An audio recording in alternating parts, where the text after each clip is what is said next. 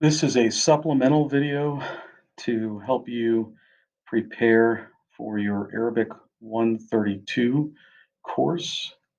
It covers verbs that were introduced in your Arabic 131 course, but it will focus on conjugating verbs in the past tense, whereas in your Arabic 131 course, you were focused on conjugating verbs in the present tense. So, تصريف الأفعال is conjugating or conjugation of the verbs. فعل is a verb and أفعال are verbs. Uh, the first verb we introduced to you in Arabic 131 was this verb ahabba, and you learned to say ana ohib, I like or I love. But what we're going to do in this video is we're going to cover the past tense. In the last video, we introduced the suffixes that we use to conjugate the verb in the past tense to indicate who performed an action in the past. And so we're just going to revisit those suffixes here. So if you wanted to say, I liked or loved, you would say, ana ahbabtu. Now you'll notice this habba is the root, the ha and the two bas, as indicated by the shadda above the ba. That is the root. This is a measure four, which means we have a hamsa with an aleph seat in front of it. We add that to make it a measure or form four verb. But if we get rid of that form four part and we just focus on the habba part, you'll notice that the ba is doubled. So this is called a doubled verb. And when we conjugate in past tense, those two bas split out from underneath that shadda. And so that's what you're seeing here is ana ahbabtu, ana ahbabtu, I loved. Or you, masculine, anta ahbabta, ahbabta, excuse me, anta ahbabta, you loved or liked. Anti ahbabti, you liked or loved. Hua, and then once you go to the third person again, then you don't need to split out those two bas. You can say hua ahabba, he liked or loved. Hiya ahabbat, ahabbat, hiya ahabbat, she liked or loved. We go to the plural forms. Nahnu, now we're splitting out this ba again in the doubled verb. Uh, Nahnu ahbabna, nahnu ahbabna. And then for you all, antum ahbabtum, antum ahbabtum, antum ahbabtum. And then once we get to third person again, the bas can um, consolidate underneath the shadda, and it's hum ahabbu, hum ahabbu. Remember that aleph there after the wow is a silent aleph, so it's hum ahabbu, not ahabua, right? And then you've been made familiar with the verbal noun and the ability to use object pronoun suffixes at the end of our verbs, including our past tense conjugations. But for the purposes of pronouncing it together, uh, ahbabtuhu is I loved him. Ahbabtuhu. Ahbabtuha, I loved her. Ahbabtuha. And then loving, the subject or the verbal noun, al-ihbab. Al-ihbab. That's one version. And we did the second verb you learned was arada, to like, or I'm sorry, to want, excuse me. This is another measure for or form for verb, which means we have the hamsa aleph at the beginning. We add it to the beginning, arada, and sometimes you can use an after it to separate it from another present tense conjugation that follows. And we're not going to focus on the present tense because we already did that in the first course.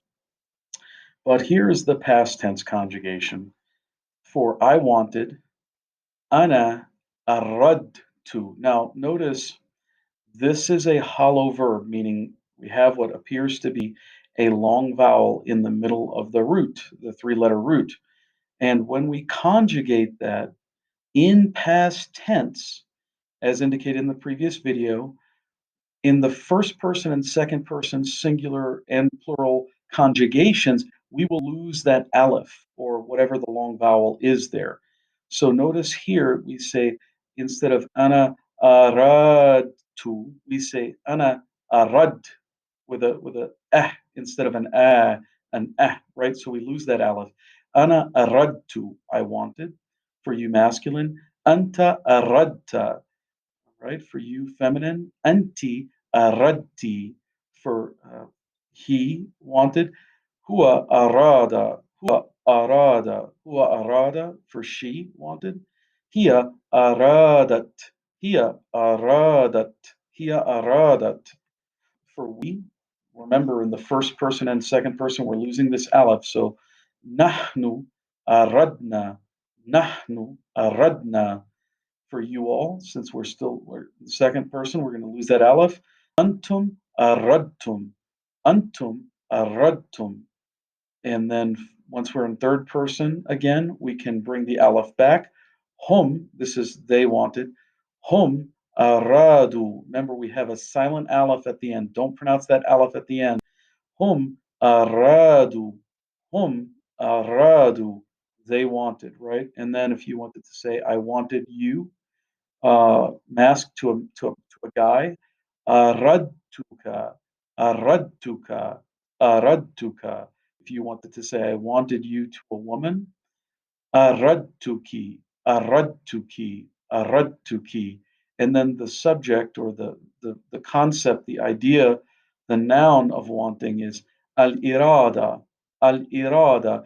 And this form for measure four verbs is typically the case. What we do is we change the hamsa over the aleph seat to the aleph using the hamsa as the seat. So it's an aleph sitting on the hamsa with a kesra underneath it instead of the fatha above it. We add the word the to the front and we add a tamarbuta to the end. So that's typically the form that a measure for verbal noun will take. Al irada jayada, wanting is good, right? The next verb you were introduced to in Arabic 131 was dhahaba, dhahaba. We're not going to cover the present tense because we already did in previous videos. We're going to cover the past tense here. So dhahaba ila, to go, right? And ila means to, so we don't have to use that, but we can if we want to say someone's going to a place, right? So this is the simpler form, right? The stem is it's very similar to the present tense conjugation. The stem is um, adhab, or a sukoon over the dal, a fatha over the soft h, the ha, right? Here, there's two fathas over the first two, and then the sukoon over the last one. That's the stem for this past tense. So the stems always change. When you're considering the short vowels, just considering the short vowels, and sometimes the long vowels. We were just talking about hollow verbs. When you're moving from a present tense conjugation to a past tense conjugations, the stems, that is the way that you pronounce the syllables in that verb, will change because the locations of the short vowels may change, the types of short vowels may change, the long vowels may change, or the long vowels may be deleted. So the stems of these verbs will change when you're moving from a present tense conjugation to a past tense conjugation. So pay attention to that because that will impact how you break up your syllables, where the sukoons are, where the short vowels are, the other short vowels, and it will impact whether you lengthen these vowels or shorten these vowels, um, and what the syllables, how you break the syllables up, right? So if you want to say I went, it's ana dhahabtu, and you can use illa or not if you're going to someplace, right? If it's you masculine, anta dhahabta. Anta dhahabta ila or without it, right? You feminine, anti dhahabti. Anti dhahabti. And then for he, huwa dhahaba. Huwa dhahaba. Huwa dhahaba. And then she went. Hiya dhahabat. Hiya dhahabat. The plural forms, nahnu dhahabna. Nahnu dhahabna. Notice our suffix there is na, for we did something, right? That's the same suffix that's also used for us, for the pronoun us, right? So be careful with that, right? Um, this is the same suffix that is used for the pronoun thus, but this is indicating we did something. Antum dhahabtum is you all went. Antum dhahabtum. And then they went is hum dhahabu. Dhahabu. Hum dhahabu. Remember that's a silent aleph at the end. And then it's ilayhi, ilayha, went to him, went to her. And then our verbal noun, adhahab. Our thal is a sun letter, so we don't say al dhahab. We say adh dhahab. الذهاب الذهاب الذهاب جيد going is good, right? Now, something that will be introduced in the Arabic 132 course is use of the future tense conjugation, which is easier than you think. What we do, as this slide indicates, is we take the present tense form, which is known as al-mudari'. That's the green block in the middle, al-mudari'. We take the present tense form with its suffix added to it to conjugate it for whoever is doing the verb. In this case, in the green box is adhab. Adhab, that means I am going or I go habitually, right? We take that al-mudari', the present tense conjugation, and all we do is we simply add a prefix. We add a sah as a prefix to the front of that present tense conjugation to make it a future tense conjugation. We either add a sa, which is a contraction of saufa, or we just write the whole freestanding word saufa in front of the present tense conjugation of the verb. So we take the present tense conjugation again. In this case, it's adhab, I go habitually, or I am going right now. And we just either write the whole word saufa in front of it to say, I will go. I will. That's future tense, right? It's not something that's going on right now. It's something that will happen. It's future tense, right? We take this whole word saufa and we write it in front. We say saufa adhab, saufa adhab. I will go. Or we contract that to a prefix and we add it as a prefix and we say sa'adhab, sa'adhab, sa'adhab. I will go. Will I go is the way it sort of is read in Arabic or said in Arabic, but in English we would say I will go. Sa'adhab, sa'adhab, right? Al-mustaqbal is the future or the future tense. Al-mustaqbal. Sa'adhab, al-mustaqbal. Sa'adhab, al-mustaqbal. Future tense. Al-mudari', this present tense. Adhab, adhab, al-mudari'. Adhab, I am going, I will, or I am going, or I habitually go. And then al-madi is the past. That's the past tense. Al-madi. And we just learned that al-madi, we add suffixes, right? We add suffixes. In this case it's the hub to, the hub to.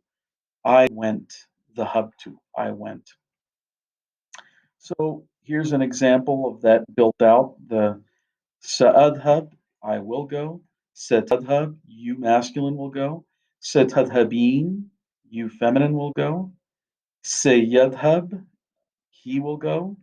Satadhab, or you might clarify by adding hiya in front of it. Hiya satadhab, she will go. And this is as opposed to the anta satadhab, you masculine will go, right? Then our plural forms. Sanadhab, we will go. Satadhabun, you all will go. And sayadhabun, they will go. And you can do the same for other verbs as well.